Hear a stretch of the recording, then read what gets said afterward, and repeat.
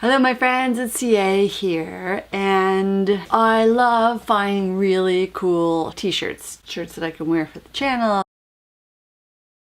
I recently stumbled upon a sale that was happening on Loot Vault, Loot Crate's sell-off arm, and came across this really great sweater. It's kind of this Christmas sweater pattern, like the stitching, but it's space and the planets and the moon rover and satellites, and it just was great. Love this shirt. I'll probably wear it even when it's not Christmas. And since we've been doing a lot of pop hunting, I've liked a lot of the shirts that they've done, but even then, unless you can find them on sale, the pop t-shirts can get quite pricey. So I thought I would try my luck and visit our local Value Village, which is like the Canadian version of Savers, to see what I could find to add to my collection that wouldn't break the bank.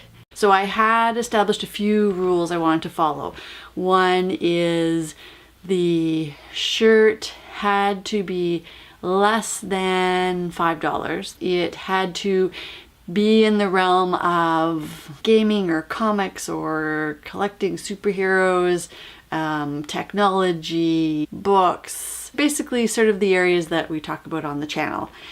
That 3, it couldn't have any writing on the back. I know it sounds kind of like a weird rule, but I really want the writing on the front, even though I am wearing a shirt that has writing on the back right now. But really, I just said that was a rule. No writing on the back, only on the front. So those are the rules. I set out with those rules. I promised to stick to them, and I did really well. So when I went to Savers, I went, of course, to the women's section for t-shirts, and I was actually quite disappointed because most of the shirts there, when I looked, were rhinestones and lots of pink calligraphy. So then I went to the men's section, and it was a gold mine of stuff. So I want to show you what I lucked out. And actually, all the shirts except for one were even $3. So my limit was $5, but every shirt that I found was $3 or less, except for the one that I'll show you at the end. One of the few that wasn't black. There's a lot of t-shirts are black, like the one I'm wearing. Since we talk a lot about books, to add to your child's library with a little geek twist to it, I really like this shirt because it said the books and the geometric patterns, so that was easy pick. Facebook Developers Conference. Pattern itself and just the connection with the Developers Conference I just thought was really cool. Also an easy buy.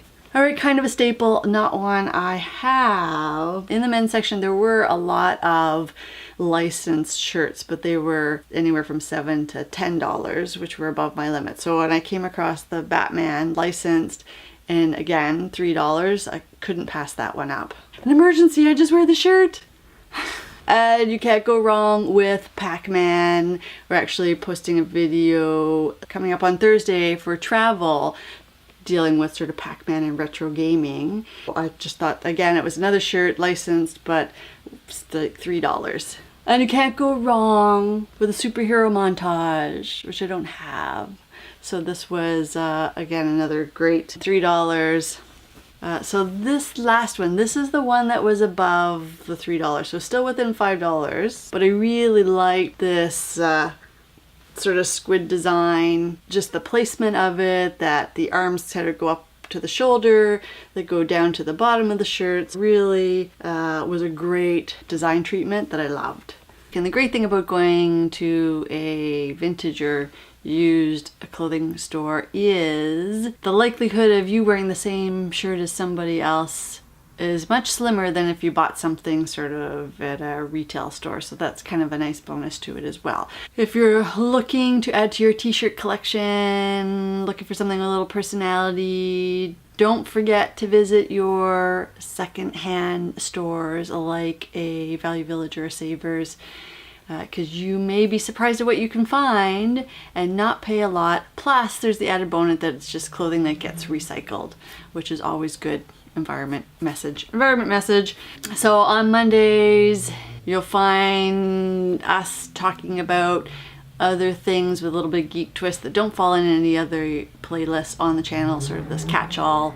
So if you like this video, be sure to give it a thumbs up and subscribe so you know when the next video is published.